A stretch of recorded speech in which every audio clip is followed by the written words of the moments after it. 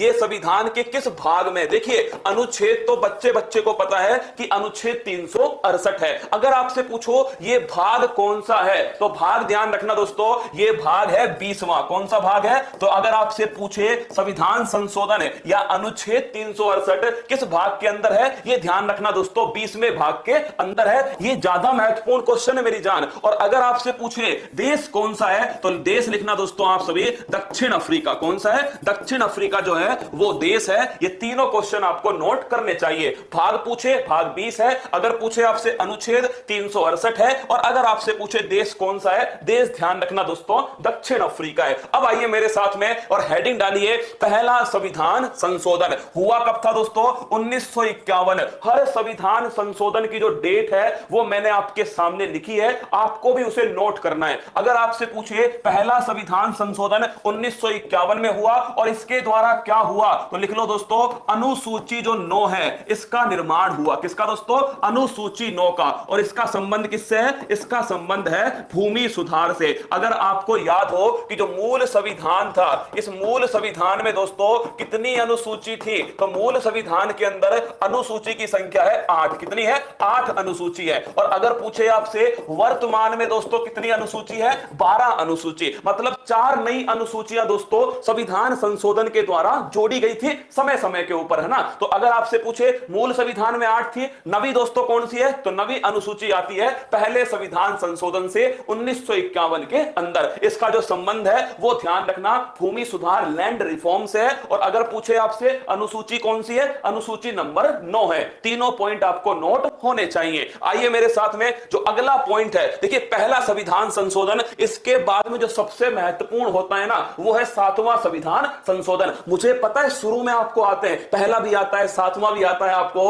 और हो सकता है 13वां भी आता होगा, पर सारी बातों को एक साथ लिख लोगे ना तो समस्या दोस्तों समाप्त हो जाएगी पेपर के अंदर। पेन बदल बदल के नहीं लिखना, नोट करना 7वां संविधान संशोधन, ये मोस्ट इंपोर्टेंट क्वेश्चन है। पहली बात तो कब हुआ? 1956 में। इसका संबंध किससे है? राज्य पुनर्गठन आयोग। किससे दोस्तों? राज्य पुनर्गठन आयोग। और अगर आपसे पूछ ले कि जो राज्य पुनर्गठन आयोग है ये दोस्तों कौन सा आयोग है, किसकी अध्यक्षता में बना? फजल अली कमीशन। ध्यान रखना, अगर आपसे पूछे किसकी अध्यक्षता में बनता है? फजल अली कमीशन की अध्यक्षता में। और अगर आपसे पूछे कि दोस्तों इस समय भारत में कितने राज्य? 14 राज्य। और भारत में दोस्तों कितने केंद्र शासित प्रदेश? 6 केंद्र शासित प्रदेश है। तो अगर आपसे पूछे कितने राज्य? 14 राज्य। और कितने दोस्तों केंद्र शासित प्रदेश हैं? तो ध्यान रखना 6 केंद्र शासित प्रदेश है। कौन सा संविधान संशोधन है? 7वां संविधान संशोधन 1956 के अंदर हुआ। और राज्य पुनर्गठन आयोग दोस्तों ये ध्यान रखना फजल अली कमीशन। अगर आपको याद हो राजस्थान दोस्तों ये भी कब बनकर तैयार हो गया, तो आप सभी को पता है 1 नवंबर 1956 को। तो ध्यान रखना 1956, 14 राज्य, 6 दोस्तों केंद्र शासित प्रदेश। अगला क्वेश्चन देखिए 13वां संविधान संशोधन, ये आपके लिए नया संविधान संशोधन है। 13वां संविधान संशोधन 1962 में हुआ। और लिखो दोस्तों नागालैंड जो है, कौन? जो नागालैंड है, इस नागालैंड को दोस्तों राज्य का दर्जा दिया गया। अगर आपसे पूछ ले 13वें संविधान संशोधन में क्या हुआ था, तो छाप लेना 13वां संविधान संशोधन में नागालैंड को राज्य का दर्जा दिया गया। यह अति महत्वपूर्ण क्वेश्चन है। अगर आपसे पूछे 13वां संविधान संशोधन, तो ध्यान रखना नागालैंड जो है उसे दोस्तों राज्य का दर्जा दिया गया। तो पहले में क्या हुआ? पहले में अनुसूची 9 आती है। अगर 7वें में पूछे राज्य पुनर्गठन आयोग है, फजल अली कमीशन, ध्यान रखना दोस्तों आपको। और अगर पूछे आपसे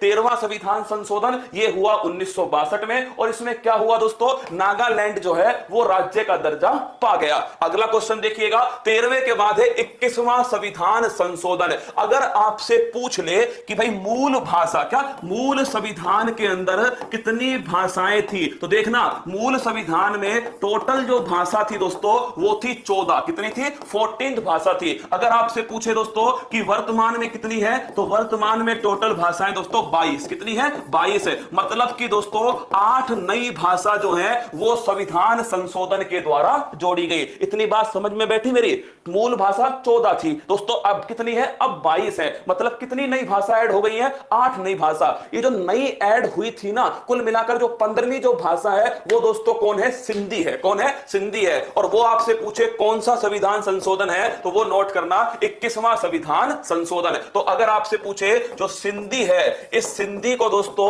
15वीं भाषा के रूप में, क्या 15वीं भाषा के रूप में संविधान के अंदर शामिल किया गया। तो अगर आपसे पूछे 21वां संविधान संशोधन, सिंधी भाषा को दोस्तों किसके रूप में किया गया? 15वीं जो भाषा है उसे दोस्तों शामिल किया गया। अब देखिए थोड़ी तो स्पीड से चलूंगा ना यार, मतलब इतनी धीरे भी नहीं चल सकता, समझो मेरी बात को, है ना। क्योंकि दोस्तों कम समय में हमें पूरा पढ़ना भी होता है, सारी बातें सीखनी भी है, इसलिए थोड़ा अपने पेन को थोड़ा मेरे साथ में स्पीड से बढ़ाओ। 21वां संविधान संशोधन 1967 दोस्तों, मूल संविधान में टोटल 14 भाषाएं, वर्तमान में 22 भाषाएं, 8 नई भाषाएं जोड़ी गई। ये 8 में बताऊंगा आपको समय समय पर। इसमें 15वीं कौन सी है? 15वीं सिंधी है। जैसे 16वीं 17वीं 18वीं आगे आएंगी दोस्तों नेपाली, मणिपुरी, कोंकणी, फिर आएगी आपसे बोडो, डोंगरी, संथाली, ये दोस्तों आपके आगे आएंगे, है ना। तो एक बार आप नोट कर लो, सिंधी जो भाषा है ये 15वीं भाषा के रूप में सामने आती है। इसके बाद है सबसे महत्वपूर्ण संविधान संशोधन, और वो है दोस्तों